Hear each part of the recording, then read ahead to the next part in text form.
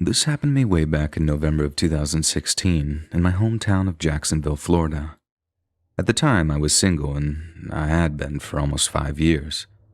In that time, I hadn't had so much as a date, and my main problem was that I just didn't really get out all that much. I had a job in a gun store at the time, which meant that I was around a lot of dudes, and unlike my buddies who worked in bars or coffee shops, places they could actually talk to girls and build their confidence, I pretty much stagnated and developed zero riz as a consequence. Tinder had been a thing for a few years by then, but I had absolutely no confidence in myself and no idea how to approach building a profile. But luckily for me, I had some really good friends who helped me pick myself up, get into shape, and put together a Tinder profile that didn't make me look so much like a neckbeard loser. Once I had a passable profile, I started swiping, and after just a few days, I matched with a person named Amy. Amy was basically the Tinder girl of my dreams. She was cute, easy to talk to, and she actually wanted to hook up in person instead of just texting back and forth for weeks.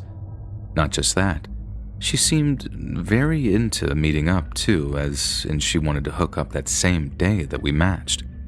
And that was music to my ears.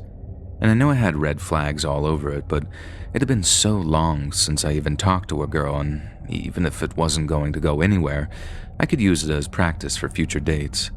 I know that might sound cruel, just using her as a stepping stone or whatever, but I promise you, my only intention was to have fun, be a gentleman, and try not to be an awkward mess.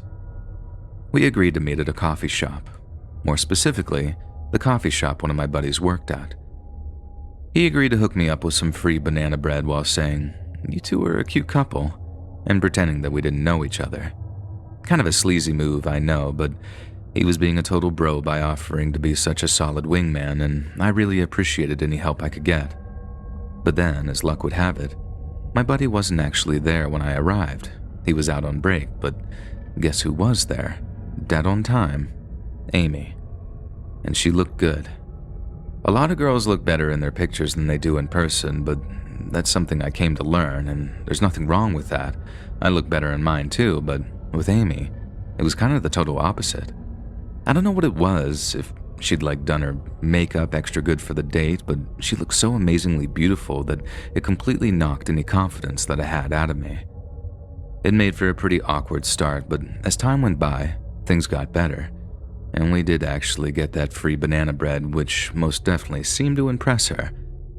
But then, the more we talked, the more I noticed something about her was just off. I tried to follow my buddy's advice and ask her a whole lot of questions about her and her passions, because who doesn't like being treated like they're interesting, you know? But whenever I asked her anything, she just gave some brief or vague reply before turning it around on me again. My buddies were right. It is really nice when someone seems genuinely interested in you and they want to know more about your life.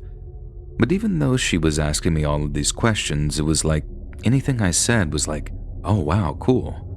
I know this sounds nuts because on paper this just looks like she was into me, but she wasn't actually listening. She didn't really seem to care. I could have told her that I deep-fried dog turds as a hobby, and she'd have been like, "Oh, wow, cool." I know that now, but at the time I couldn't see it at all. I was just way too blinded by the fact that this really pretty girl seemed to like me a whole lot. I mean, it was literally intoxicating, even judgment-impairing. In my opinion, you shouldn't be allowed to drive in that state.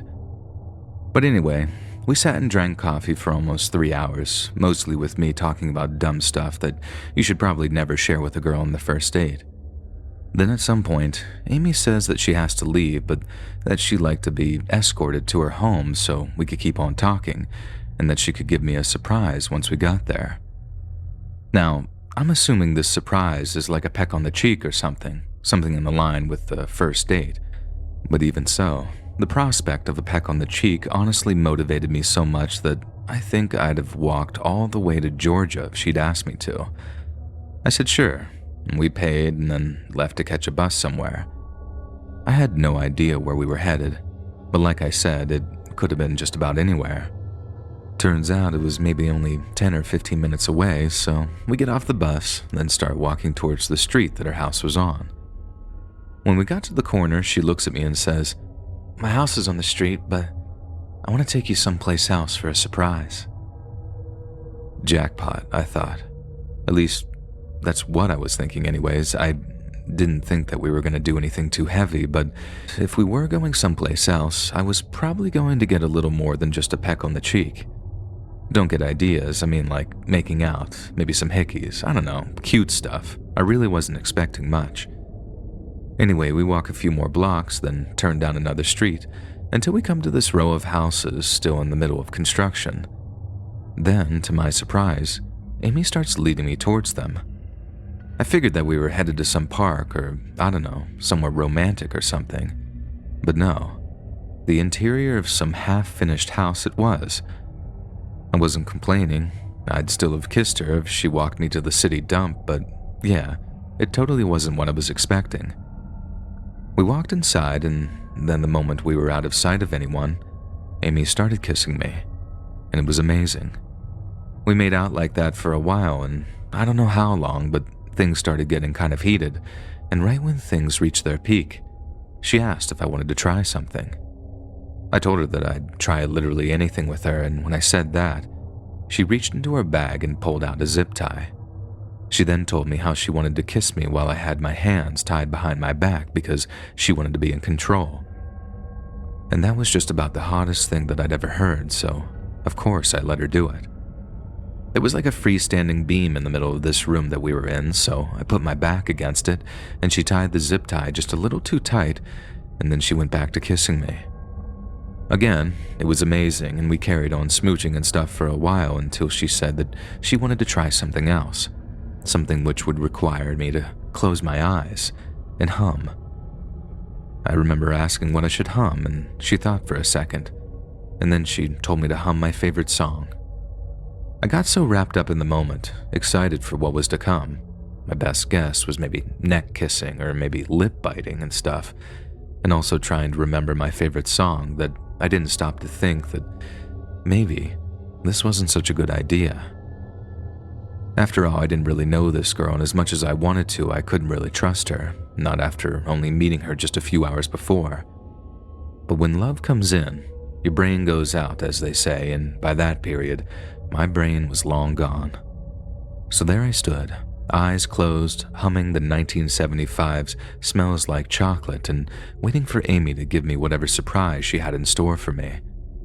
I get why she wanted me to hum something, because it meant that I barely heard the faint, whispery sound of something being taken out of her bag and unraveled. Then the next thing I know, I can't breathe. Something soft and plasticky is against my face. I tried to take a breath, but inhaled something thin and wispy that made a seal around my lips and cut off my air.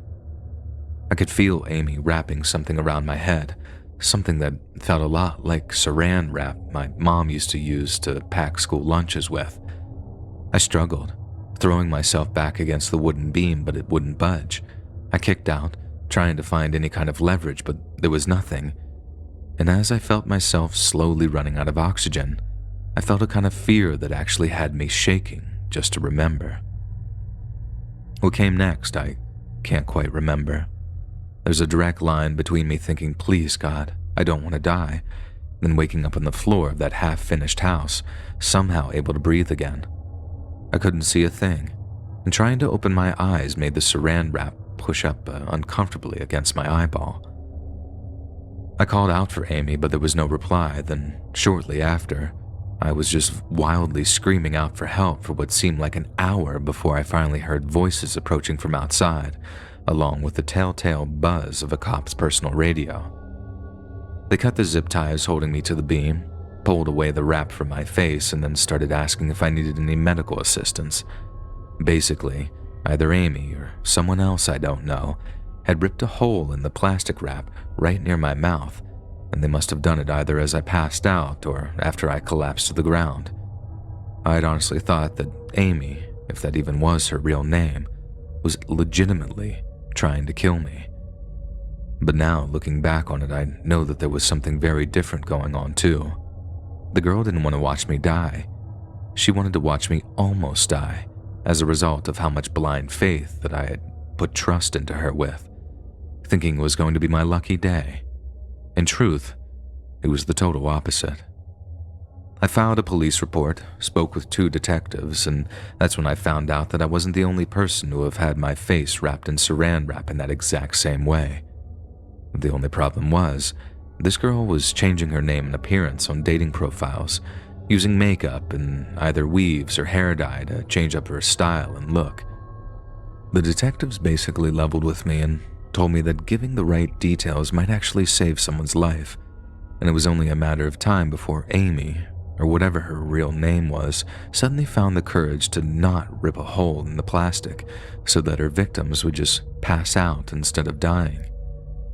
I tried as best I could, talked for literally hours about everything from matching with her to the final few moments I had before I ran out of breath and blacked out. Recalling that whole second part was tough, tougher than I ever imagined, and because of that, I pray that it didn't happen to anyone else. Now, P.S., if you didn't already guess, Amy was never caught by the cops, or at least not to my knowledge anyway, but I didn't hear about anyone else either waking up from a saran-wrapped nap or dying as a result of one. If you enjoyed this scary story, listen to thousands more, either over on the Let's Read YouTube channel or podcast.